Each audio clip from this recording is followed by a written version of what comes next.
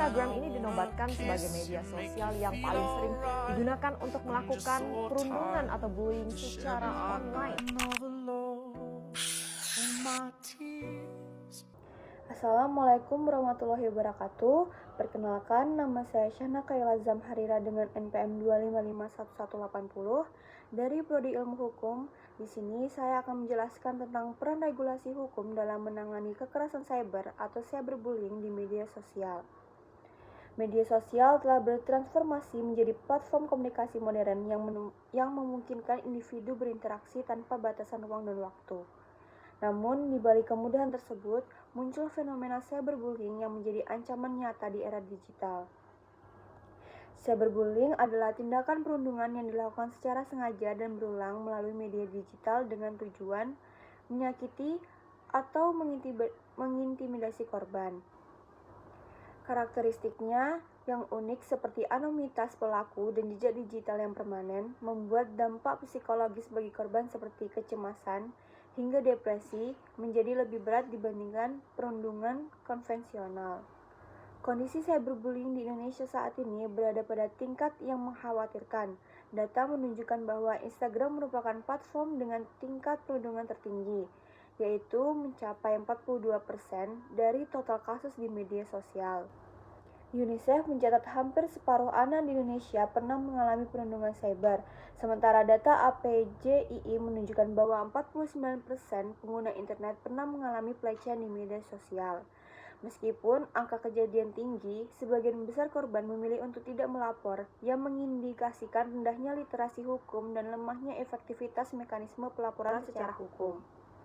Indonesia memang belum memiliki undang-undang khusus yang mengatur cyberbullying secara eksplisit. Namun, perbuatan ini dapat dijerat melalui beberapa instrumen hukum positif, antara lain: pertama, UU ITE Nomor 1 Tahun 2024, Pasal 27A, Penghinaan atau Pencemaran Nama Baik, Pasal 27B, Pemerasan atau Ancaman, dan Pasal 29, Ancaman dan Kekerasan. Kedua, ada KUHP, Pasal 310, Pasal 311, dan 315 terkait penyerangan kehormatan atau nama baik seseorang. Ketiga, ada UU Perlindungan Anak dan UU SPPA. Digunakan untuk kasus yang melibatkan anak dengan mengutamakan prinsip diversi atau penyelesaian di luar jalur peradilan demi kepentingan terbaik anak. Implementasi hukum ini telah terlibat dalam praktik peradilan, seperti pada putusan nomor 147 PID SUS atau 2019 PNLHT, di mana hakim menjatuhkan sanksi penjara dan denda terhadap pelaku perundungan digital. Meski demikian, penegakan hukum masih menghadapi tantangan besar seperti penggunaan akun anonim oleh pelaku, kesulitan dalam pembuktian alat bukti, serta keterbatasan kapasitas aparat penegak hukum dalam memahami kejahatan cyber.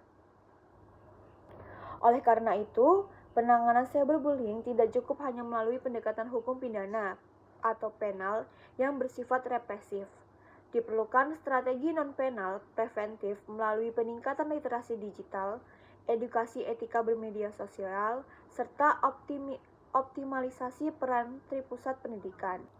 Keluarga berperan dalam pengawasan, sekolah dalam pendidikan karakter, dan masyarakat dalam menciptakan lingkungan digital yang positif. Kesimpulannya, dapat disimpulkan bahwa cyberbullying adalah permasalahan serius yang memerlukan sinergi antara regulasi hukum dan upaya edukatif. Meskipun perangkat hukum seperti UU ITE, KUHP, dan UU Perlindungan Anak sudah tersedia untuk menindak pelaku, implementasinya belum optimal karena kendala teknis dan rendahnya literasi digital. Kedepannya diperlukan perumusan regulasi yang lebih spesifik dan adaptif, meningkatkan kapasitas aparat, serta penguatan upaya pencegahan kolaborasi guna menciptakan ruang digital yang aman dan berkeadilan bagi seluruh lapisan masyarakat. Sekian penjelasan saya tentang cyberbullying di media sosial. Terima kasih.